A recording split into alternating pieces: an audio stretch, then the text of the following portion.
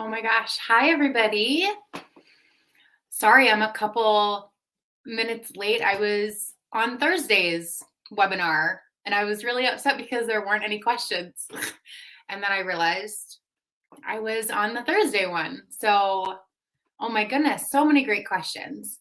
Um, well, hi, it's so good to be back. So I know some of you might have seen earlier in our posts, I was supposed to be here with Angela Jones, who is one of our wonderful Canadian therapists. Something came up, so it's just me flying solo tonight. So welcome everybody to our live Q&A NOCD webinars. My name is Jenna Overbaugh. I'm a therapist here at NOCD.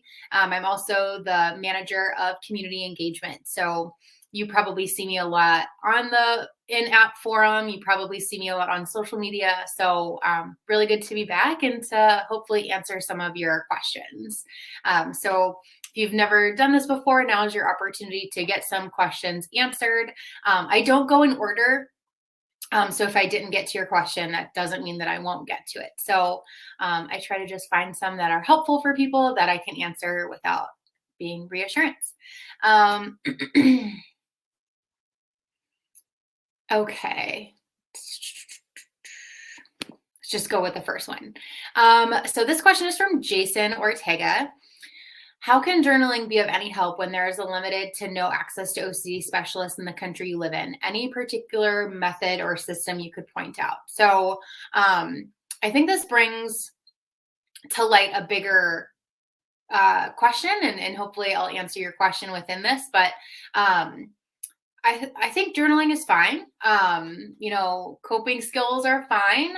I think it becomes an issue when you feel a reliance on this thing. So when you feel an over sense of reliance on having to journal, on like having to get it out, then I think that would be the I would want to know more so like what's the function of the journaling, right? So journaling is not inherently good. It's not inherently bad. Just like exercise is not inherently good, it's not inherently bad. It's kind of what's the function of that behavior.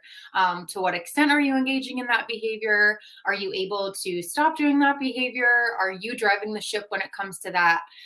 So regardless of whether it's journaling, meditation, listening to music, socializing, exercise, whatever, I would always bring it back to what's the function of that behavior. As far as journaling, sure, if that's something that helps you every once in a while to kind of ground yourself, that's great. But if it becomes something that's done repetitively that you feel like you have to do, that maybe there's a sense of urgency to do, regardless of whether it's journaling or something else, we would steer away from that because we wouldn't want it to become ritualistic. So that's my thoughts on that. And as far as like the limited access for OCD specialists, we say it now in a couple of different places. So OCD does now offer services in and out of the United States. So if you have any additional questions about that, feel free to reach out to the care team. Let them know kind of what country you're in, and we'll be able to determine whether we're able to help you in your country. So hopefully that answers your question, Jason. Usernames are stupid. So when suicide OCD is co-occurring with depressed mood, is there a higher risk of acting on the suicidal OCD? So for those of you who aren't aware, suicidal OCD is where someone might get really intrusive experiences. So intrusive thoughts, ideas, images, impulses, or feelings, or even urges to hurt themselves or to kill themselves. And they're experienced in an OCD sense, their experience is very ego dystonic. So ego dystonic means that they're inconsistent with their values. This is something that someone does not want to do. Having these suicidal OCD type experiences causes them anxiety versus kind of like this fantasy or curiosity type of experience, which would indicate that that's more ego syntonic. So absolutely, this is always a concern. Whenever someone is presenting with suicidal OCD and depressed mood, they can kind of play off of each other for sure. So Especially we see a lot of these things. We see a lot of like fearfulness around feeling depressed, and like panicking feelings. If you start to have more symptoms of depression, there might be a lot of panic symptoms like, oh my gosh, I woke up not feeling so great. What does that mean? Am I eventually going to get so depressed that I want to hurt myself? So just try to be really open with your therapist. It really comes down to, how are these thoughts making you feel? Like, what are your reactions to these thoughts? Is this something that you're kind of afraid of? Is this something that like your initial reaction is to like find all the reasons why you wouldn't do that to yourself, or to like self-assure you that you wouldn't do that to yourself? Or are you kind of going down that rabbit hole? Are you kind of wanting to entertain those thoughts a little bit more? And you might vacillate, right? Like it might one day be one, and another day it might be something different. So, but this is a common occurrence, especially when people are presenting with co-occurring depressive symptoms as well as suicidal OCD. So just talk to your therapist about it. Again, I would evaluate it more so of like, how do these thoughts make you feel? Like, what do these thoughts make you want to do? So on and so forth. Andrea, good evening. After practicing ERP for a while, when do your ritual or bad habits OCD has you believe get less challenging? I've gotten a lot better, but sometimes still give in to OCD. So yeah, my thoughts on this is that when it comes to OCD, we're never going to get rid of the O, because those are obsessions, right? Like we all have obsessions by definition. We've done lots of research to determine that everyone, no matter where you're at, no matter where you're from, even in the non-clinical population, people experience intrusive thoughts, ideas, images, impulses, urges, and feelings. So we're never going to get rid of the O, because that's a universal experience, right? So never going to get rid of those intrusive, distressing, repetitive experiences. And hopefully with ongoing ERP, we can turn down the noise on those things. Hopefully we can turn down the noise. We can make them less repetitive. We can make them less distressing. We can make them less vivid. And I don't think that we can get rid of the C either. I think that we all do things that are little quirks. Not to say that OCD is a quirk by any means, but I'm saying we all do things to cope. We all do things to regulate our anxiety. We all do things to kind of come back to a place of re-regulation. And so sometimes those things make sense. Sometimes they don't. Sometimes there's an over-reliance on those things. Sometimes it's fine. But I do think while we can't get rid of the O and we can't get rid of the C, I do think that we can get rid of the D, which is the disorder, right? So, Andrea, that's what I would encourage you to consider, right? That, every once in a while you might give into some things. And I don't think it's supposed to be perfection. I don't think that, like I said, we're ever going to get rid of the O. We're never going to get rid of the C. And I don't think that needs to be your mile marker. I don't think that needs to be like how you indicate that you're at the finish line. I don't think there's actually even a finish line for any of us. So yeah, you're going to give into it every once in a while. My advice is, as much as possible, try to treat OCD like an allergy versus like a diet. And what I mean by that is try to not give into it at all. Not that that's going to happen necessarily, but it's kind of one of those situations like aim for the star or aim for the moon. If you fail, then at least you'll hit the stars or land in the stars. So try to do it. Try to treat it and approach it like an allergy, like as though if you were to have even a little bit of it, bad reactions could follow. I think a lot of times, especially people in their recovery, they treat it almost like a diet. Like, I deserve it today. I've been working really hard, so I get a little bit of this ritual today, or, I'll just do a little bit and then I'll be fine. And that mentality, when it comes to rituals and compulsions, never, ever, ever ends up going well.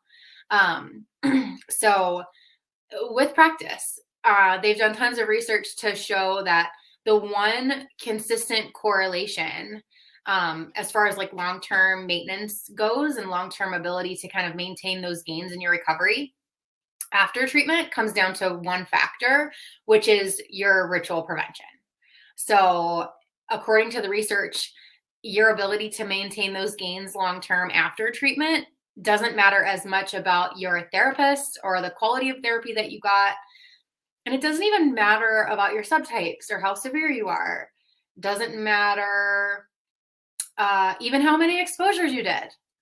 What matters most is your level and your consistency with ritual prevention, meaning how consistently and how much are you resisting your obsessive compulsive urges? How much and how consistently are you resisting your rituals? That's the most important thing. And that's backed by research. That's going to be the thing that is most highly correlated with your level of success kind of after treatment. So moral of the story, making sure that we are resisting rituals, making sure that we're super consistent in our application of that process. You can do all the exposures in the world. You can have the best therapist in the world. You can have the best treatment experience in the world. But if you are slipping back into doing your compulsions again, you're not going to be able to maintain that recovery. So just keep at it. Can definitely be discouraging to have been like relentless in resisting rituals, and every once in a while things come back, but treat it like treat those breakthrough symptoms like an opportunity to refine your skills. Try as much as possible, even though I totally get the discouraging nature of it. Try to take it as like, okay, this is another test. This is another test. I need to just refine my skills a little bit. Like, where am I? So that would be my advice. I'm just going down the list here. I usually don't do that, but Noah, how do you trust that you checked the faucet correctly? So Noah, I don't want you, well, I take that back. I do want you to trust that I do and I don't, right? So I'm going to go off of like two different tangents here. Trust is different from certainty, right? So when we say trust, when you say like, oh, I'm confident that I did, that's different from certainty, right? So trust to me is like at best 99.9% sure. There's still always going to be that little bit of uncertainty and like, I could be wrong. So I do want people to get to the point where they trust certain things, or they are confident in certain things, or they have faith in certain things, like in their religion, or they have faith in themselves, or they have faith in their relationship or whatever. But all of those concepts like trust and faith and confidence, they're all uncertain in and of themselves. So that's fine. My second tangent is I don't want you to trust that you checked the faucet correctly. I want you, especially in the beginning stages, I want you to lean into the uncertainty. I want you to go in the opposite direction. So whereas OCD is wanting you to be sure and to be certain and to get that 100%, I want you to think of it like the alphabet. And this could be relevant to the faucet. It could be relevant to checking compulsions. It could be relevant to anything. Think of it like the alphabet. Okay.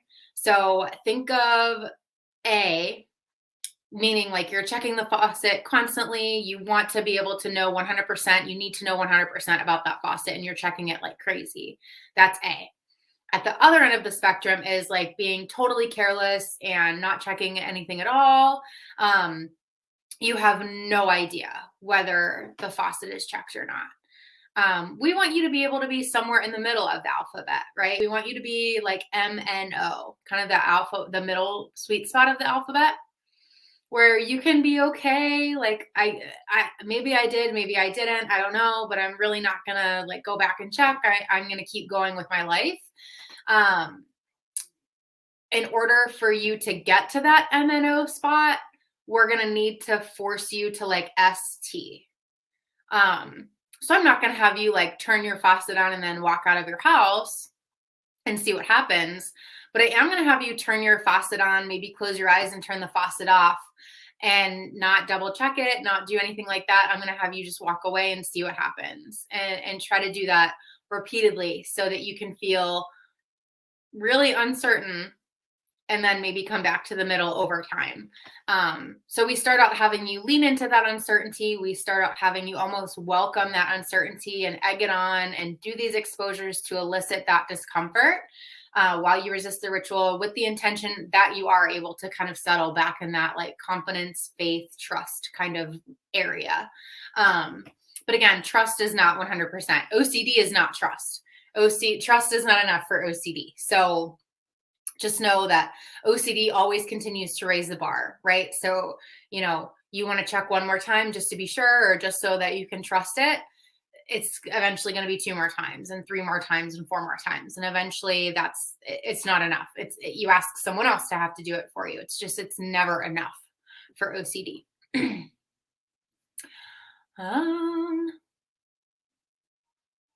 Let me see.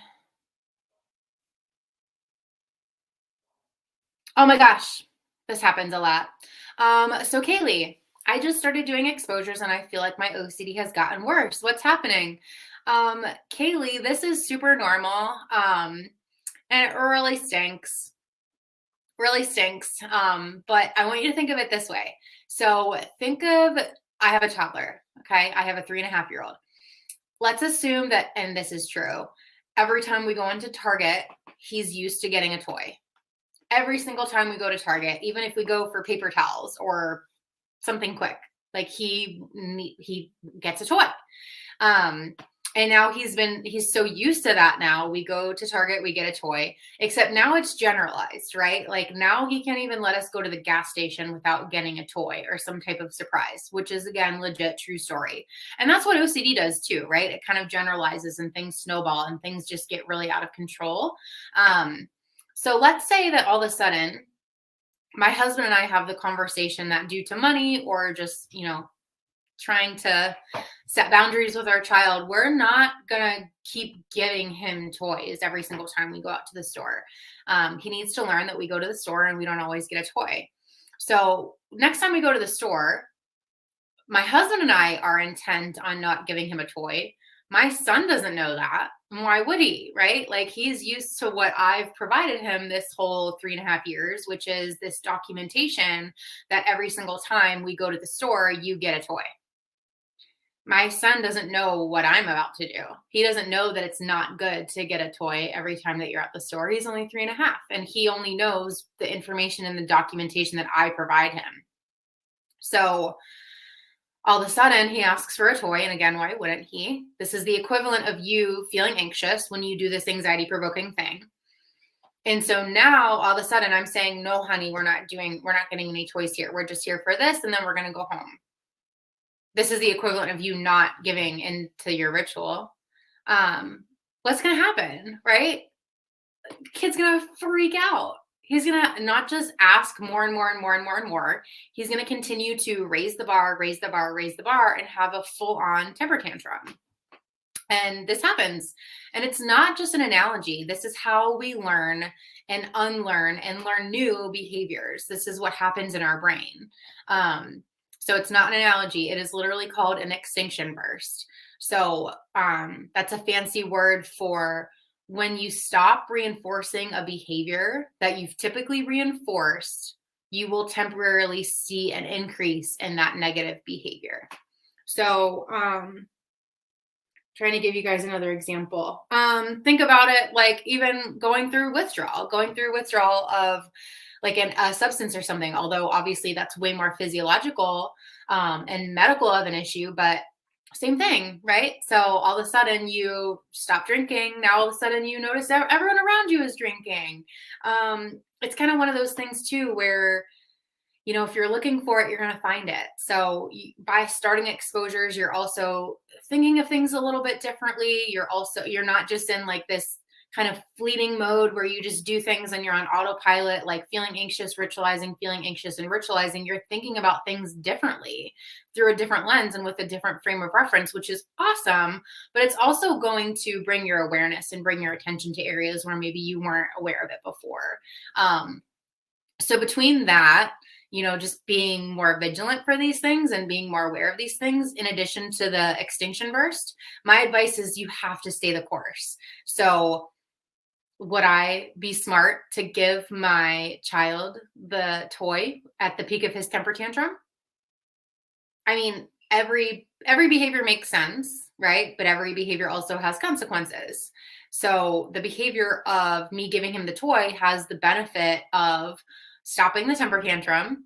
It also has the consequence of now I've set that precedent for myself and for my son. So next time we go to the store, now he knows that's the type of behavior that's going to get him the toy, right? So if you stay consistent in your ritual prevention, you do all these exposures and you resist more rituals and you resist the rituals and you stay the course, eventually that toddler is not going to freak out forever. Eventually that toddler is going to run out of steam, run out of energy, and it's going to be horrible. It's going to potentially feel really, really difficult. And you're going to want to give the kid the toy. You're going to want to just like get it over with, get it done with, question what you're doing in the first place. But I encourage you to think of the long term.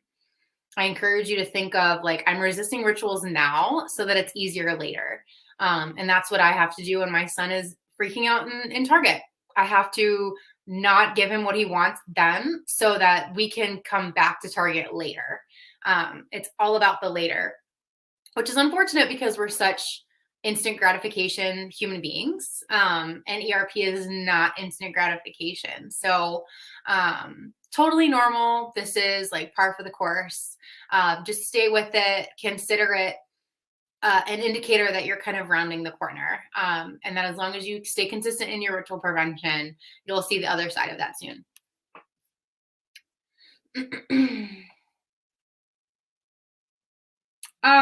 Okay.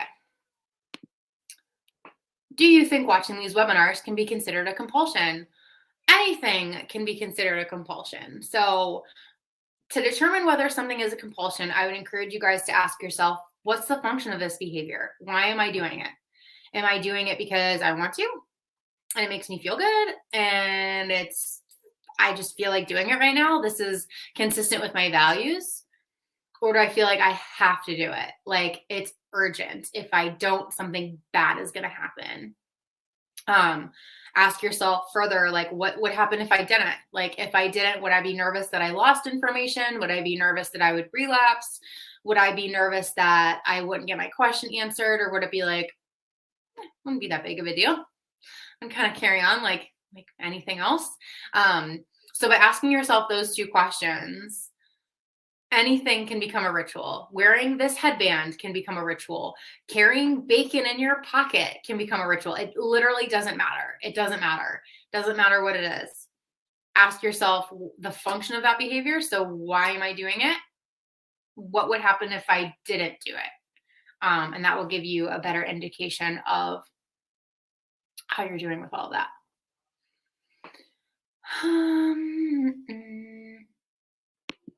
So how do you do exposures to POCD? So unfortunately, I don't know whether this means pure OCD or pedophilic OCD. So try to let me know in the chat. But either way, anytime someone asks me, how do you do exposures for this subtype?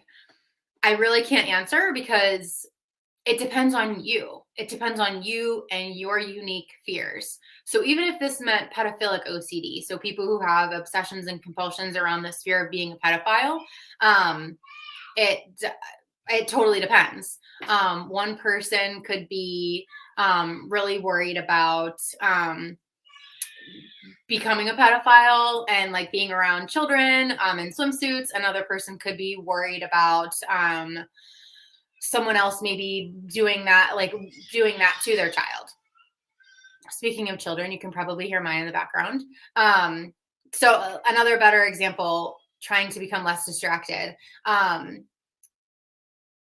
Let's say two people had harm OCD, right? Let's say two people had harm OCD. One person with harm OCD could be fearful that they are going to punch somebody. And they might, do exposures around their coworkers. They're really fearful that their coworker, that all of a sudden they're just like in a meeting going to punch one of their coworkers. They might have to do exposures for that. Let's say someone else is fearful of like stabbing their baby, hurting their baby when they're alone. The exposure to like punch a pillow is going to be difficult for one person. It's not going to be difficult for the other person, but they both have harm OCD. So I get this. This is probably the most common question that I get. How do you do exposures to whatever subtype? And it doesn't, we can't answer that question. It totally depends on your unique triggers. Ask yourself, what are your triggers? How does it make you feel on a scale of 0 to 10? Like, how difficult is that for you? And ask yourself, what are your rituals? What rituals do you do before, during, and after that triggering situation? And then ask yourself, okay, on a scale of 0 to 10, how difficult would it be for me to do this, to approach this trigger without this ritual? How difficult would it be for me to look at a picture of children in bathing suits, say at a department store, in a department store magazine? How difficult would it be for me to hold a butter knife next to my baby without my husband having to like give me reassurance over my shoulder or something like that? So again, two people with the same exact theme, same exact subtype could have two totally different exposure hierarchies.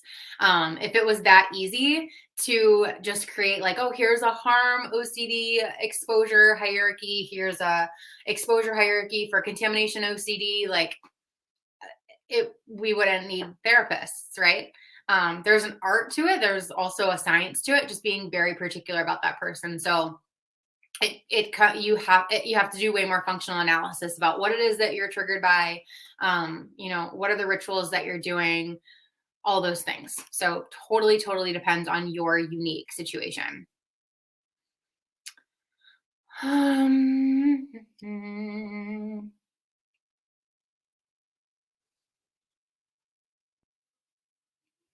trying to find some good ones. How do I change counselors? So this is just really simple. And I'm assuming that this person is with NOCD, potentially not. So Ashley or anyone else out there, if you're at NOCD and you would like to change counselors, you can try reaching out to your peer advisor. So we have like Kyle, Molly, there are a couple other ones. So feel free to reach out to your peer advisor. You could also just reach out to the care team and let them know that you have some concerns about that. So they can be accessed at care@nocdhelp.com. That's CARE@nocdhelp.com. You can always too reach out to us on Instagram at treatmyocd. If somehow you can't get a hold of somebody, we'll try to help you out however we can. So you do have the right to change your counselors, and that's something that we do often. We sometimes it's just not a good fit. And to try to give people the best experience possible and the best chance possible for success, we definitely are open to transfers at NOCD. I can't speak to anywhere else, but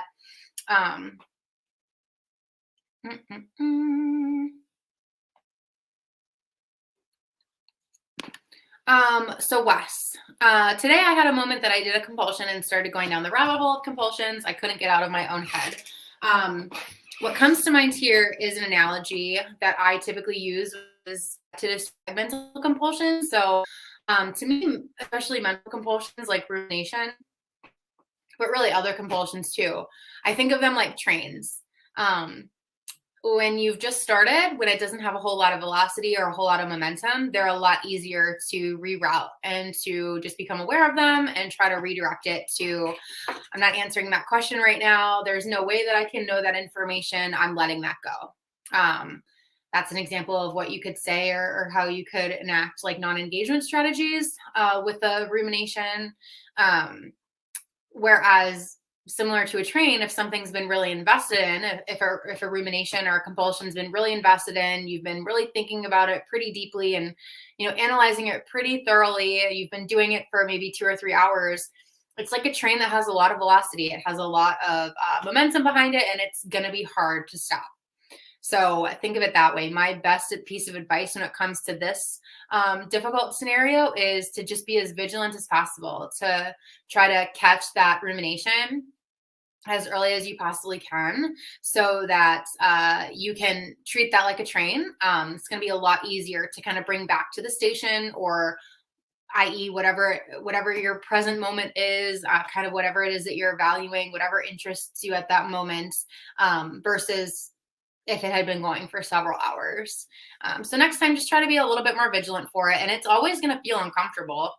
You're always going to feel that pull to keep ruminating. You're always going to feel that pull to justify that behavior. You're always going to feel that pull to, if I just think about it a little bit more, then I'll be done. Or if I just think about it a little bit more, I'll be able to move on. Or I need to keep thinking about it. I'm so close, or so important. And I think it's just, I wanted to ruminate about something. I made a mistake at work earlier.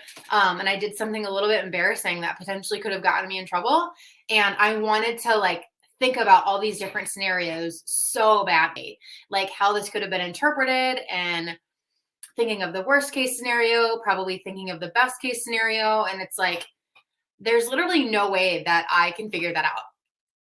Like, the most certain that I can ever be with that situation is where I'm at right now, which is not certain at all. Like, thinking and thinking and thinking about this is only going to make me more miserable and more unsure. And I don't feel like spending the next 4 hours of my night on this. And it felt uncomfortable. It felt like I was being ignorant, like that I was missing something, or I was letting something go that was really important. It felt like a signal, and I chose to treat it like noise. And hopefully in the future, when I make that mistake again, because mistakes happen, I don't respond with such a sense of urgency, that I'm able to be a little bit more compassionate with myself. So it's going to feel hard. It's going to feel like a signal. You have to treat it like noise, and you have to take the chance that it's a signal, but treat it like noise anyway.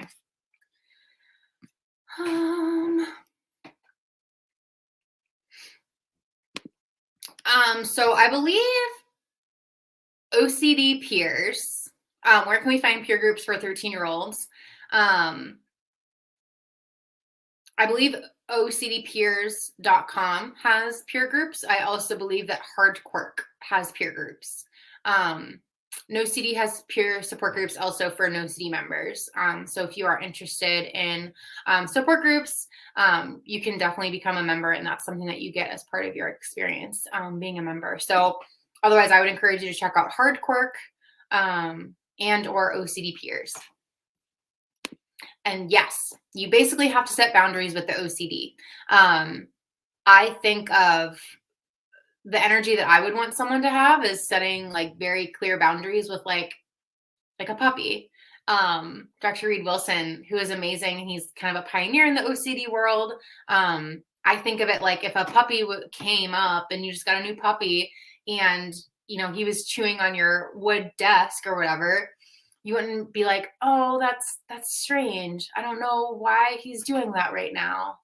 You'd be like, no, we're not doing that right now. Absolutely not. Enough. Like, you cannot do that anymore. My hope is that everybody can get to that level of confidence and power, and kind of talking back to their OCD, and kind of setting those really, really firm boundaries. Like, no, absolutely not. I'm not going there. Absolutely not. So yeah, just setting really, really clear boundaries, setting boundaries, and then making sure that you maintain those boundaries.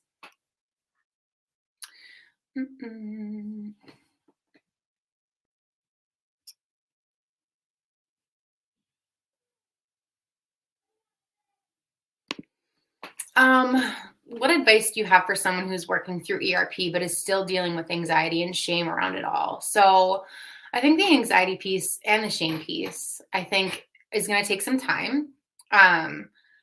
Keep in mind, these are messages that you've given your brain, for better or for worse. And all behavior, like I said, serves a function, right? So not that they're good or bad, but they serve a function, but they also have consequences. So these rituals, by doing these rituals, you've been giving your brain certain messages. You've been giving your brain certain messages that this thing is threatening, this thing is threatening, this thing is threatening. You can't tolerate this. And we've laid down a pretty thorough and pretty thick and kind of steady neural network to establish that the world is scary, that you can't tolerate it, that you can't handle difficult things. And in come these ERP specialists and this OCD person, this OCD specialist here, who's saying that we need you to try to start doing the opposite of that. We need you to start approaching your fears and resisting your compulsions. And that can be a really scary place. Can be a really scary place for your brain, because your brain your amygdala, which operates solely to keep you alive and to register things as threat or non-threat, your amygdala is not very trusting of you. So it always will err on the side of caution. So you have to realize, like, your brain, your amygdala doesn't realize that you have OCD. It only keeps a record of what you've taught it over time. So it's been taught for a very long time and pretty consistently that the world is scary, this is threatening, and I can't tolerate it. So now you've been doing exposures, you've been really committing to your treatment, which is awesome, but your brain's not on board yet. Your brain is kind of like, you might be singing a different tune now, but it's been different your whole life. Like, you've been telling me something different for many, many years. My job is to keep you safe. So I'm erring on the side of caution, even though you're resisting this ritual and trying to give me the message that this thing is no longer threatening. I'm not on board yet. I'm going to release epinephrine just in case. And that's why you can still feel all those physiological and kind of mental, sensations accompany anxiety. And it can last for a long time. You need to commit to it and be patient enough to allow yourself to lay down those new neural networks, that the world is not necessarily a threatening place, and that your feared events aren't as probable to happen as your OCD thinks it is. And, that God forbid something does happen, that you can tolerate it and you will figure it out. But it's going to take a while to get there. And as far as the shame piece, it sounds super cliche, and I was not someone who would typically, like, as readily kind of advise this, because it's hard for me to do. I would encourage you all to check out Kimberly Quinlan's self-compassion book for OCD. I actually have it right here.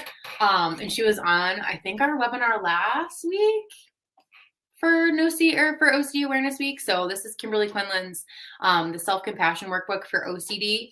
Again, it's Kimberly Quinlan. You can find it on Amazon. She has a ton of resources on her Instagram as well. And I like it because there's a lot of, like, actual where you can write and work through things as a legitimate workbook. And, she says, or has said before, I'm not sure where I got it, either from her Instagram or from here, but that self-compassion is kind of the antidote to shame and guilt, especially that which we feel as a result of our OCD. So, self-compassion is essentially just treating ourselves the way that we would treat another loved one. It's really easy for us to be compassionate about someone else. So Jen, I would wonder, like, what advice you would give a friend, or how you would treat a friend, right? How you would talk to them. It's probably not how you would talk to yourself. So self-compassion is really, truly a skill. It's something that you need to learn. It's not just something that you do when you feel better. You really need to work through it and work on it. So when it comes to shame and guilt, I would always kind of refer someone back to Kimberly Quinlan's material.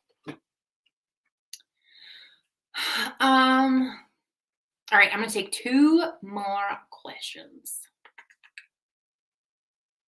2 more questions, and then I gotta go put my kiddo to bed.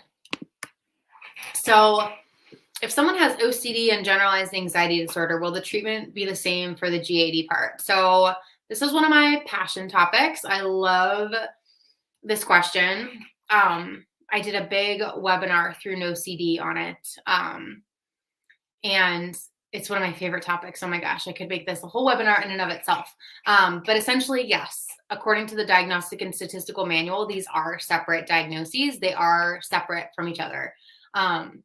A lot of people, though, in the field, a lot of OCD professionals are under the assumption that doesn't matter as much, and that we wish that they weren't separate. So even if you were to look at the diagnostic criteria, or like a diagnostic screener for the questions that we have to ask for OCD versus GAD, it's almost laughable, the overlap. It's almost ridiculous. It's kind of like, I don't know, like I really get tripped up on kind of what would be a slam dunk OCD case versus what would be like a slam dunk GAD case, and not the other way. So they are separate diagnoses. instead of them being separate, I would really like for them to exist almost on a spectrum. And I don't know what that spectrum would be, but I've played around with two different ideas. I want to say, honestly, with the main function and the main characteristic being anxiety and a dysfunctional relationship with anxiety and intolerance of uncertainty and all these compulsions slash safety behaviors. Generalized anxiety disorder is obviously going to be way more general. I think of generalized anxiety disorder as kind of that like rolling storm in the background. It's like not super, super threatening. You can still kind of manage throughout the day, but it's like always just there. And it's kind of just always there, like lingering and looming in the background.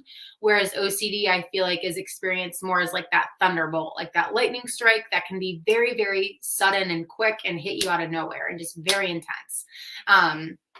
Now, that's not to say that OCD can't also kind of be lingering in the background like a rolling storm. It's not to say that GAD can't also be very, very intense. But the way that I would like to see it, I would like to see them on a spectrum of maybe like the level of creativity, like more down to earth, relatable, like real life fears. In GAD, like finances, performance in school or work, the health of everyone around them and themselves, just general bad things happening in the world. And then we have OCD, which can have obviously a much more creative flair to it. Like if I don't do this 8 times, my mom is going to die. So yeah, but the treatment is largely the same. So the treatment will always come down to an element of exposure and response prevention. So exposure and response prevention is the gold standard treatment for OCD and anxiety related conditions, including generalized anxiety disorder. So even with generalized anxiety disorder, I think instead of having the diagnoses, I would want to, as a clinician and as a professional, I would ask, what are the function of these behaviors? What are the safety behaviors that someone does in generalized anxiety disorder? Is it avoidance? Is it self-assurance? Is it over-reliance on coping skills? So on and so forth. And for OCD, obviously, would be the same. So yeah, the treatment is largely going to be the same. I think in general, with generalized anxiety disorder, you'll get more of that cognitive therapy. Like you'll get a little bit more of that, like thought challenging, so on and so forth. I'm not a fan of that. I think that's dangerous. I'm a fan of educating about the thought errors that can happen in OCD and GAD. I'm a fan of saying that OCD and anxiety both tend to overpredict negative things happening. OCD and anxiety tend to both have you overestimate the probability of something bad happening, have you catastrophize. But I don't like getting into the specifics of, are you catastrophizing right now? I would rather have that person learn through experience. Because I think that when it comes to anxiety, experience is necessary. I don't think that it's enough to just talk through it. I don't think it's enough to just challenge that anxiety in the moment. I think it's really necessary to have the behavioral element as well. And yes, they do overlap a lot. What we are seeing more and more so in the just kind of research and what we see just in our own experience as clinicians, we're seeing that a lot of times people who present as,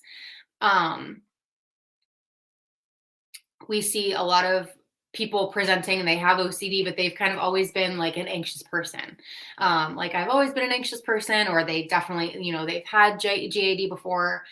So it does tend to be one of these phenomenons where people maybe started out having more generalized anxiety disorder. They started out kind of having these more generalized fears about just bad things in general happening. And then all of a sudden it can turn into a little bit more creative. And the alarm button tends to go up a little bit more.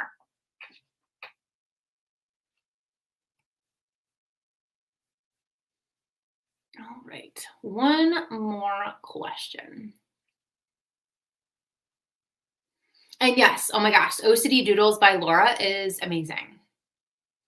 OCD Doodles on Instagram is wonderful.